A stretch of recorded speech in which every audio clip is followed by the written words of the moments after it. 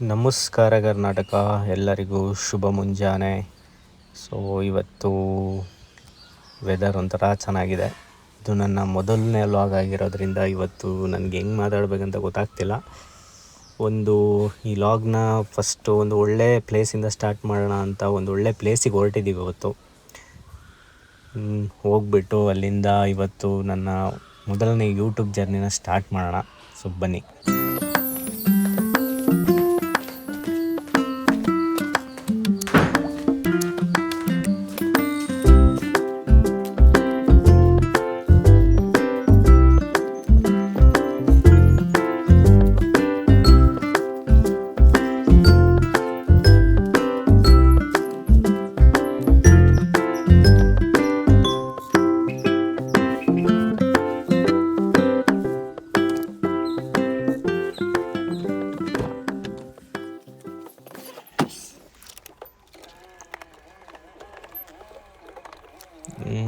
ಇವತ್ತು ನಾವು ಹೋಗ್ತಿರೋದು ನನಗೆ ಸ್ಪೆಷಲ್ಲು.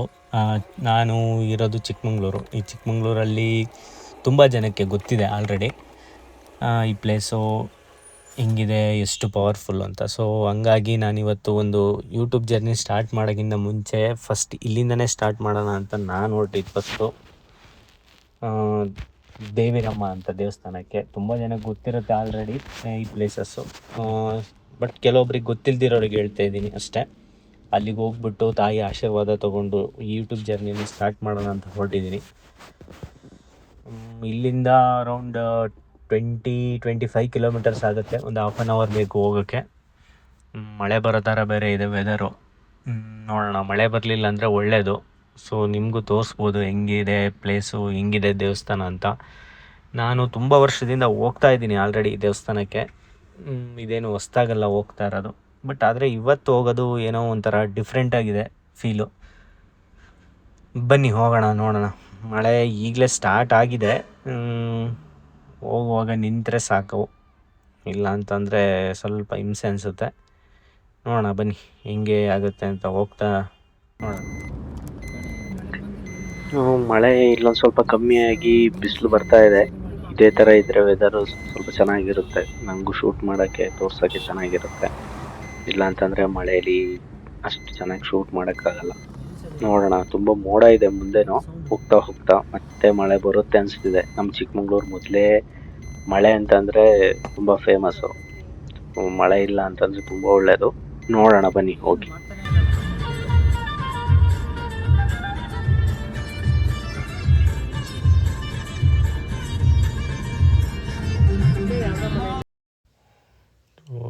ಮತ್ತು ಮಳೆ ಬರಬಾರ್ದು ಅಂದ್ಕೊಂಡು ಮಳೆ ಸ್ಟಾರ್ಟ್ ಆಗೇ ಬಿಡ್ತು.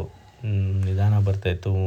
ನೋಡಿದ್ರೆ ಇಲ್ಲಿ ಬರ್ತಾ ಬರ್ತಾ ತುಂಬ ಜಾಸ್ತಿನೇ ಆಯಿತು. ತುಂಬ ಜೋರೇ ಬರ್ತಿದೆ ಮಳೆ. ಅಟ್ಲೀಸ್ಟ್ ದೇವಸ್ಥಾನ ಹತ್ರ ಹೋಗ್ತಾ ಆದರೂ ಸ್ವಲ್ಪ ನಿಂತರೆ ಚೆನ್ನಾಗಿರುತ್ತೆ. ನಿಂತಿಲ್ಲ ಅಂದರೆ ಏನೂ ಮಾಡೋಕ್ಕಾಗಲ್ಲ. ಸೊ ಹೊರಟಿದ್ದೀವಿ. ಇದು ಒಂಥರ ಒಳ್ಳೇದು ಅಂದ್ಕೊಂಡು ಹೋಗೋಣ. ಬನ್ನಿ ನೋಡೋಣ. ತೋರ್ಸೋಕ್ಕೆ ಟ್ರೈ ಮಾಡ್ತೀನಿ ದೇವಸ್ಥಾನನ ಮಳೆಯಲ್ಲೂ ಪರವಾಗಿಲ್ಲ ಅಂತ. ಸೊ ವೆದರ್ ಒಂಥರ ಚೆನ್ನಾಗಿದೆ. ಮಳೆ ಬಂದಿರೋದು ಒಂಥರ ಖುಷಿ ಪಡಿಸ್ತಿದೆ. ನೋಡೋಣ.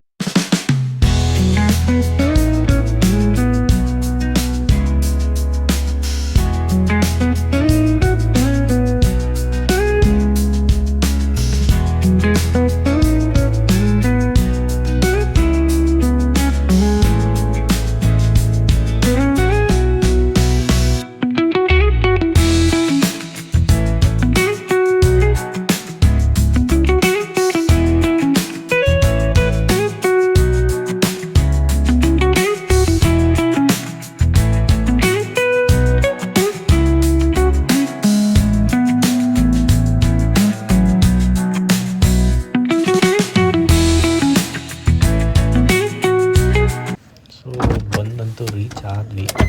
ಮಳೆ ಅಂತ ನಿಂತಿದೆ, ಒಳ್ಳೆಯದಾಯಿತು. ಬನ್ನಿ ನಿಂತ್ಕೊಂಡು ಹೋಗಿ ಫಸ್ಟ್ ಪೂಜೆ ಮಾಡಿಸ್ಕೊಂಡು ಆಮೇಲೆ ನಿಮಗೆ ದೇವಸ್ಥಾನನ ತೋರಿಸ್ತೀನಿ.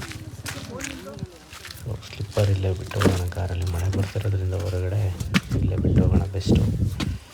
ಬನ್ನಿ.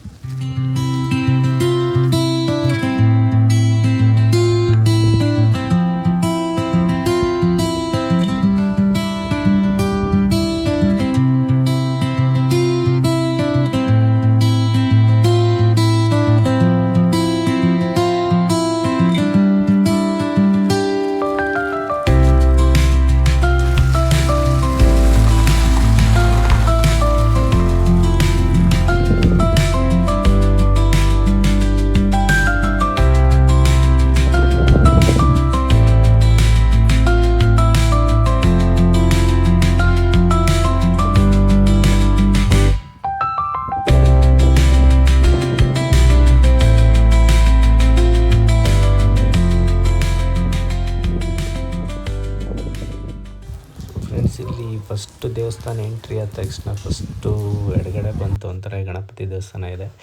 ಸೊ ಯಾರೇ ಬಂದರೂ ಫಸ್ಟ್ ಇಲ್ಲಿ ಬಂದು ಕೈ ಮುಗಿದು ಗಣಪತಿ ಕೈ ಮುಗಿದು ಆಮೇಲೆ ದೇವಿರಮ್ಮ ದೇವಸ್ಥಾನಕ್ಕೆ ಅಲ್ಲಿ ಇದೆ ನಾನು ನೋಡೋಕ್ಕಂತ ಹೋಗ್ತಾರೆ. ನಾವು ಅದನ್ನೇ ಮಾಡಿದ್ವಿ ಇಲ್ಲಿ.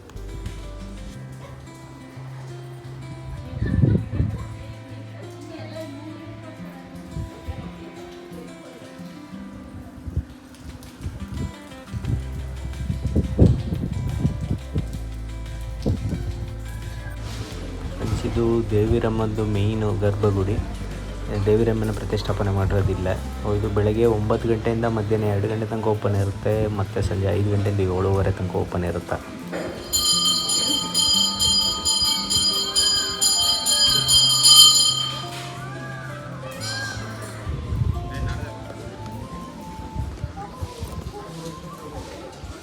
ತುಂಬ ಸರಿ ದೇವಸ್ಥಾನಕ್ಕೆ ಬಂದಿದ್ದೀನಿ ಫ್ರೆಂಡ್ಸ್, ಆದರೆ ಇವತ್ತು ಬಂದಿರೋದು ಲಾಗ್ ಮಾಡ್ಕೊಳ್ತಾ ಬಂದಿರೋದು ಒಂಥರ ಏನೋ ಸ್ಪೆಷಲ್ ಅನ್ನಿಸ್ತಿದೆ. ಆದ್ರೂ ಎಷ್ಟೇ ಸತಿ ಬಂದಿದ್ರು ಈ ದೇವಸ್ಥಾನಕ್ಕೆ ಪ್ರತಿ ಸತಿ ಬಂದಾಗಲೂ ಒಂದು ಹೊಸ ಫೀಲ್ ಕೊಡುತ್ತೆ ಮಾತ್ರ.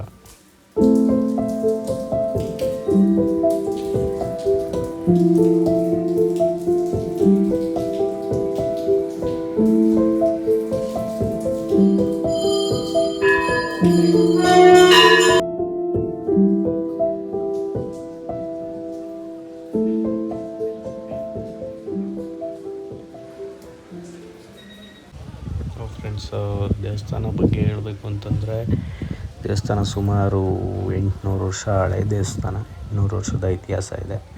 ಇವಾಗ ಏನು ನೋಡಿದ್ರಿ ಆ ಬೆಟ್ಟಕ್ಕೆ ಪ್ರತಿ ವರ್ಷ ದೀಪಾವಳಿ ಟೈಮಲ್ಲಿ ಜನ ಹತ್ತಾರೆ.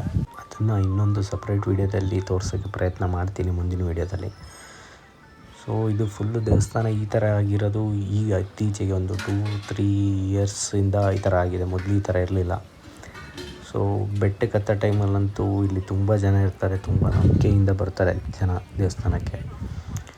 ಸೊ ನಾವು ಅದೇ ಥರ ನಂಬ್ಕೊಂಡು ನಾನು ಪ್ರತಿ ವರ್ಷ ಬರ್ತೀನಿ. ಈ ವರ್ಷ ಹತ್ತುವಾಗ್ಲೂ ನಿಮಗೂ ತೋರಿಸ್ತೀನಿ, ಅದು ಲಾಗ್ ಬರುತ್ತೆ ಮುಂದೆ.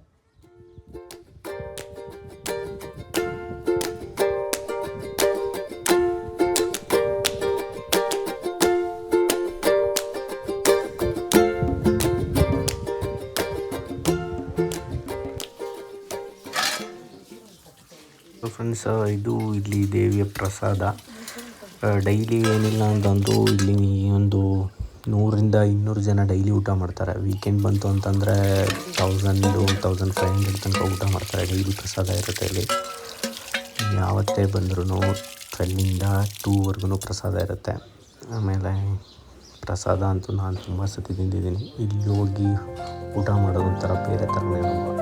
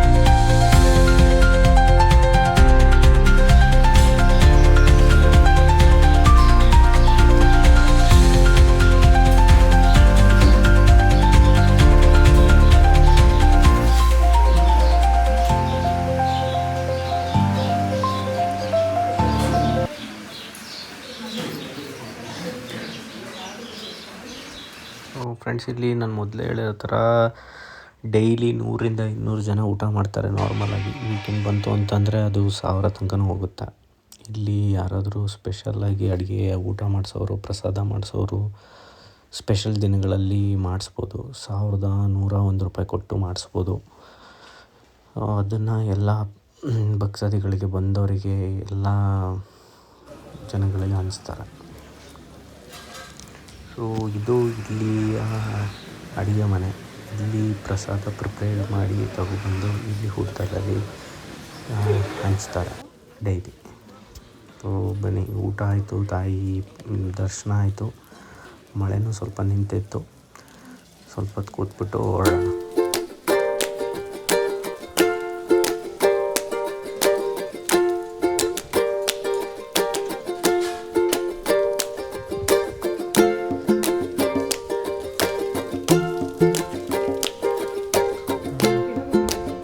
ದರ್ಶನ ಎಲ್ಲ ಚೆನ್ನಾಗಾಯಿತು.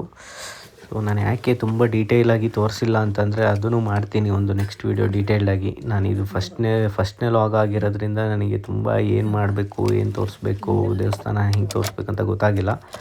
ಸಪ್ರೇಟಾಗಿ ಟೆಂಪಲ್ ರಿವ್ಯೂ, ಟೆಂಪಲ್ ತೋರ್ಸೋಕ್ಕಂತಲೇ ಒಂದಿನ ಬರ್ತೀನಿ. ಅವಾಗ ಹೇಳ್ತೀನಿ ಅದರ ಹಿಸ್ಟ್ರಿ, ಇಲ್ಲಿ ಹೆಂಗೆ ನಡೆಯುತ್ತೆ, ಹೆಂಗೆ ಕಲ್ಚರು ಅಂತೆಲ್ಲ ಫುಲ್ ಡೀಟೇಲಾಗಿ ಹೇಳ್ತೀನಿ. ಅದು ಒಂದು ವಿಡಿಯೋ ಬರುತ್ತೆ ಮುಂದಿನ ದಿನಗಳಲ್ಲಿ. ಸೊ ಇವಾಗ ಒಂದು ದಿನ ಇವತ್ತಿನ ಸ್ಟಾರ್ಟ್ ಮಾಡಿದ್ದು ಅಂತ ಬಂದು ತಾಯಿ ಆಶೀರ್ವಾದ ತೊಗೊಂಡು ಅದನ್ನೇ ಒಂದು ವ್ಲಾಗ್ ಮಾಡೋಣ ಅಂತ ಮಾಡಿದಷ್ಟೇ. ಸೊ ಎಲ್ಲಿ ಬರುತ್ತೆ, ಯಾವ ಪ್ಲೇಸು, ಚಿಕ್ಕಮಂಗ್ಳೂರಿಗೆ ಹೊಸ್ದಾಗಿ ಬರೋರಿಗೆ ಹೆಂಗೆ ಬರಬೇಕು ಅಂತೆಲ್ಲ ಮುಂದಿನ ದಿನದಲ್ಲಿ ತಿಳಿಸ್ಕೊಡ್ತೀನಿ. ಸೊ ಹೋಗ್ಬರೋಣ ಈಗ.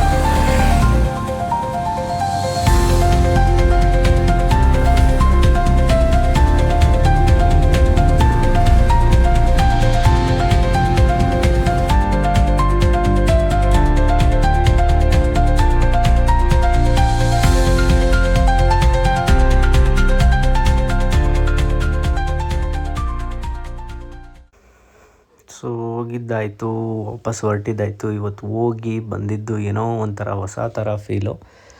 ಇಷ್ಟು ದಿನ ಹೋಗೋದಕ್ಕೂ ಇವತ್ತೊಬ್ಬ ಯೂಟ್ಯೂಬರ್ ಆಗಿ ವ್ಲಾಗ್ ಮಾಡ್ಕೊಂಡು ಹೋಗಿ ಬರೋದಕ್ಕೂ ಏನೋ ಒಂಥರ ಡಿಫ್ರೆನ್ಸ್ ಅನ್ನಿಸ್ತು. ಖುಷಿ ಆಯಿತು.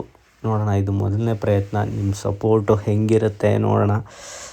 ಮುಂದಿನ ದಿನಗಳಲ್ಲಿ ಇದೇ ಥರ ವ್ಲಾಗ್ಗಳು ಬರುತ್ತೆ ಚಾನಲಿಂದ. ಮುಂದಿನ ನೆಕ್ಸ್ಟ್ ವ್ಲಾಗಲ್ಲಿ ಮತ್ತೆ ಮೀಟ್ ಆಗೋಣ ಅಂತ ಹೇಳ್ತಾ ಎಲ್ರಿಗೂ ಸೊ ಬಾಯ್.